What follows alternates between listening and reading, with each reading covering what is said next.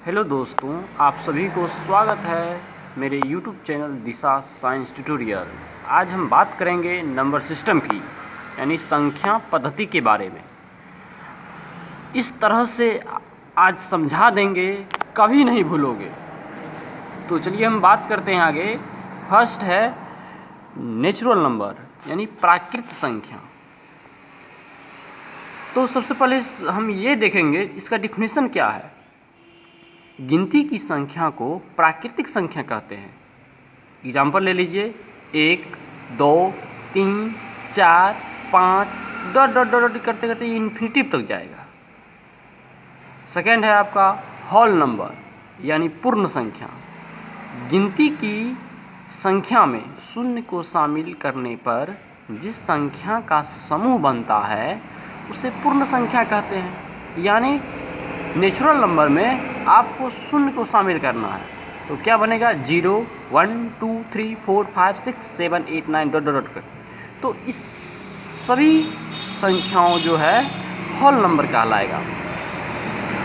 Next है आपका integer number, यानी पूर्णांक संख्या। यानी कि जिस संख्या में धन और ऋण दोनों शामिल हो उसे पूर्णांक संख्या कहते हैं। यानी कि धनात्मक और ऋणात्मक संख्या के समूह को पूर्णांक संख्या कहते हैं। अर्थात जिस संख्या में ऋण और धन दोनों शामिल हो उसे पूर्णांक संख्या कहते हैं। अर्थात जैसे एग्जांपल में देखिए, -5, -4, -3, -2, -1, 0, 1, 2, 3, 4, 5 डॉट डॉट इधर प्लस इन्फिनिटिव तक और लेफ्ट साइड में माइनस इन्फिनिटिव तक। ये हो जाएगा आपका इंटीजर नंबर, यानी पूर्णांक संख्या। पूर्णांक संख्या दो प्रकार के होते हैं। फर्स्ट है आपका पॉजिटिव इंटीजर नंबर, यानी धनात्मक पूर्णांक संख्या। इसमें सिर्फ पॉजिटिव वाला आएगा। 1, 2, 3, 4, 5, 6, 7, 8 डॉट डॉट करते करते ये प्लस इन्फिनिटी हो जाएगा। सेकेंड है आपका निगेटिव इंटीजर नंबर, यानी ऋणात्मक पूर्णांक संख्या। ये आपका माइनस इन्फिनिटी से लेकर के -7, -6, -5, -4, -3, -2, -1 ये सब आपका ऋणात्मक पूर्णांक संख्या होगा। तो चलिए हम दोस्त आगे बात करते हैं इवन नंबर, यानी कि सम संख्या। इवन नंबर मतलब सम संख्या। सम संख्या उसे कहते हैं जिसमें 2 से पूरा पूरा भाग लग जाए। सिंपल सी बात है कि वैसी संख्या जिसमें 2 से पूरा पूरा भाग लग जाए उसे हम इवन नंबर कहेंगे, यानी सम संख्या कहेंगे। वो सब होगा आपका 0, 2, 4, 6, 8, 10, 12 डॉट डॉट इसी तरह से 14, 16, 18 इसी तरह से आपका ये सब आपका इवन नंबर होगा, सम संख्या। चलिए दोस्त हम आगे बात करते हैं ऑड नंबर की। ऑड नंबर यानी कि विषम संख्या। ये है आपका ऑड नंबर यानी विषम संख्या, यानी कि जिस संख्या में 2 से पूरा पूरा भाग नहीं लगे, यानी कि 2 से हम भाग लगाएंगे, यदि वो पूरा पूरा ना कटे तो उसे हम विषम संख्या कहेंगे। जैसे 1, 3, 5, 7, 9, 11, 13 डॉट डॉट इसी प्रकार से आपका ये सब हो जाएगा आपका ऑड नंबर, यानी विषम संख्या। चलिए हम दोस्त आगे बात करते हैं 6 कंपोजिट नंबर। ये सबसे वीवीआई टॉपिक है जिसमें बहुत सारे स्टूडेंट फंस जाते हैं। तो कंपोजिट नंबर को हिंदी में कहते हैं भाज्य संख्या या यौगिक संख्या। भाज्य संख्या और यौगिक संख्या दोनों एक ही है, जिसका इंग्लिश नाम है कंपोजिट नंबर। इसको हिंदी में बोलते हैं भाज्य या यौगिक संख्या। वैसी संख्या जिसका एक और अपने के अलावा और भी गुणनखंड हो, अर्थात जिस संख्या के 2 से अधिक गुणनखंड होते हैं उसे भाज्य संख्या कहते हैं, उसे यौगिक संख्या कहते हैं। तो वो सब आपका संख्या हो जाएगा 4।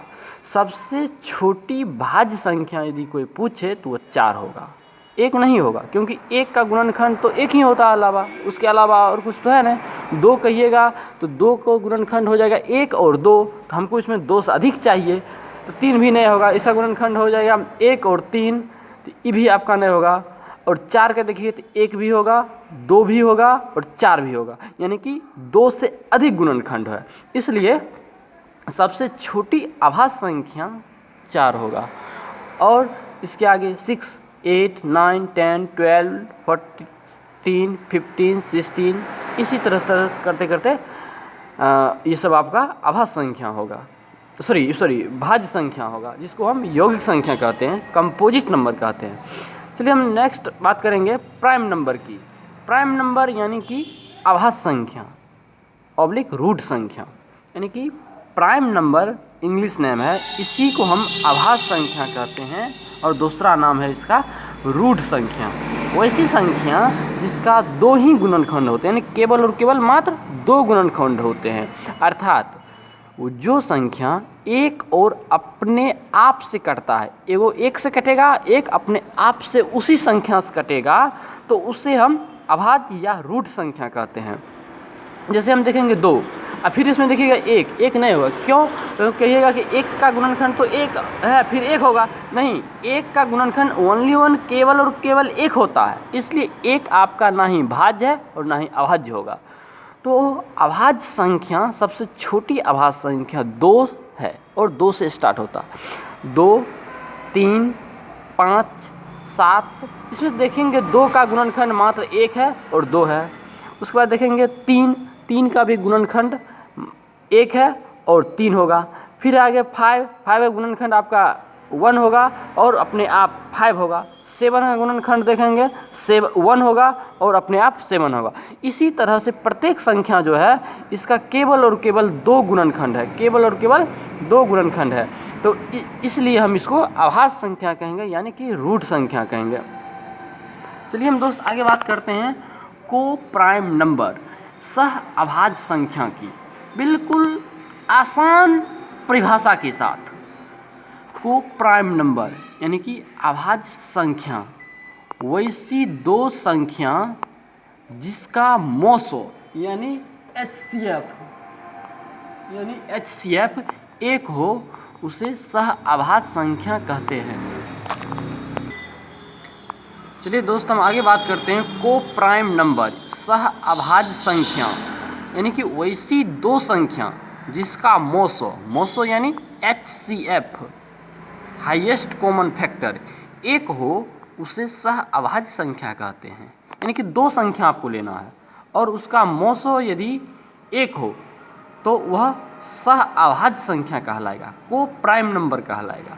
यानी कि लीजिए एग्जाम्पल के लिए 1, 2, इसका यदि हम मोसो निकालेंगे तो इसका मोसो 1 आएगा। फिर ले लीजिए 3 और 67, इसका जो मोसो निकालेंगे तो 1 आएगा। फिर है 2, 7, इसका मोसो निकालेंगे तो 1 आएगा। तो इसी प्रकार यदि हम सब के मोसो यदि निकालेंगे सबका तो इसका मोसो 1 आएगा। इसलिए इस सभी संख्या जो होगा को प्राइम नंबर यानी सह अभाज्य संख्या। चलिए हम दोस्त आगे बात करते हैं रेशनल नंबर यानी कि प्रमेय संख्या। रेशनल नंबर यानी प्रमेय संख्या वैसी संख्या जिसे P बाय क्यू मतलब P/Q के रूप में व्यक्त किया जा सकता है, उसे परिमेय संख्या कहते हैं। जहाँ P और Q पूर्णांक होना चाहिए, जहाँ P और Q पूर्णांक संख्या होना चाहिए और Q not equal to 0, Q 0 के बराबर नहीं होना चाहिए, Q 0 के बराबर नहीं होना चाहिए, तो उसे हम प्रमेय संख्या कहेंगे। यानी कि जैसे एग्जाम्पल देख लेते हैं 1, 2, 3, इसको हम P/Q के रूप में लिख सकते हैं। जैसे 1 है तो 1/1 P/Q के रूप में हो गया, फिर 2/1 फिर भी ये P/Q के रूप में हो गया, 3/1 ये भी P/Q के रूप में हो गया, 1/2 ये P/Q के रूप में है, 3/5 P/Q के रूप में है, -3/2 ये भी प्रमेय संख्या होगा। क्यों? क्योंकि बोला गया है ऊपर डिफिनीशन में P और Q पूर्णांक संख्या होना चाहिए। चूँकि हम जानते हैं कि 3 है -3 ये पूर्णांक संख्या है, इसलिए -3/2 पूर्णांक संख्या है, इसलिए -3 जो होगा पूर्णांक संख्या है, इसलिए -3/2 प्रमेय संख्या होगा। 0 भी आपका प्रमेय संख्या होगा। रूट 49 इसका मतलब है रूट से बाहर निकल जाएगा 7, इसका वर्गमूल 7 हो जाएगा तो 7 आपका प्रमेय हो जाएगा, इसलिए रूट 49 भी प्रमेय संख्या होगा। फिर देखिए √16/81 यानी 16 वर्गमूल 4, 81 वर्गमूल 9, यानी कि इसका हो जाएगा 4/9, ये भी आपका प्रमेय संख्या होगा। फिर हम नेक्स्ट बात करेंगे इरेशनल नंबर, यानी कि अप्रमेय संख्या।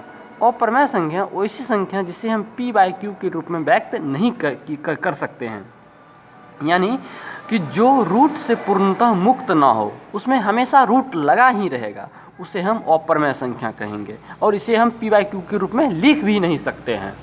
जैसे √2, √3, 2√3, 2√3, 2 + √5, 5 - √3 और ये है पाई। ये आपका पाई है जिसका मान 22/7 है। यदि एग्जाम में पाई पूछेगा, पाई एक कैसी संख्या है, तो पाई एक अप्रमेय संख्या होगा। लेकिन यदि 22/7 पूछेगा कैसी संख्या है, तो अब ये प्रमेय संख्या होगा। यदि ये सिर्फ पूछेगा यदि पाई कैसी संख्या है, तो अप्रमेय संख्या। क्योंकि एक बात और जान लीजिए, प्रमेय संख्या और अप्रमेय संख्या का जोड़, घटाव, गुणा, भाग सब अप्रमेय संख्या होता है। यहाँ देखिए 2 है प्रमेय और ये √5 है अप्रमेय। प्रमेय और अप्रमेय का योग अप्रमेय संख्या कहलाएगा। प्रमेय और अप्रमेय का घटाव भी अप्रमेय संख्या कहलाएगा। गुणा भी, ये देख लीजिए, गुणा भी अप्रमेय संख्या कहलाएगा। √2/3 यानी कि भाग, √2/3 है, तो इसमें √2 अप्रमेय होगा और 3 क्या होगा, प्रमेय होगा। यहाँ पर देखिए √2/3 ये आपका हो जाएगा प्रमेय संख्या। यानी कि प्रमेय संख्या और अप्रमेय संख्या का जोड़, घटाव, गुणा, भाग सभी अप्रमेय संख्या होगा।